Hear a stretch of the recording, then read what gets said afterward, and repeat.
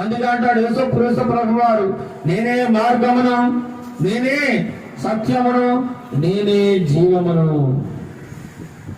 నా మార్గంలో ఉన్నాడు ఎన్నడు నువ్వు తప్పుకో. యేసయ్య మార్గం ఏంటండి? మంచి మార్గం ఇది. ఇందులో తప్పుడు మార్గాలు ఏమి ఉండవండి. ఇందులో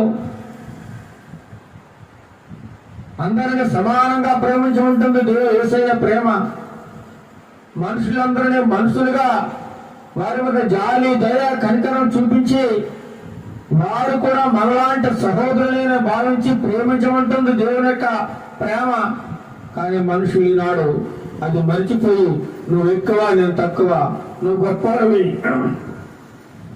నువ్వు చిన్నవాడివి, నువ్వు పేదవాడివి, నేను ధనికుడి, నేను ఒకరి మధ్య ఒకరు తారతమ్యాలు, భేదాలు చూపిస్తూ మనుషులను కొంతమంది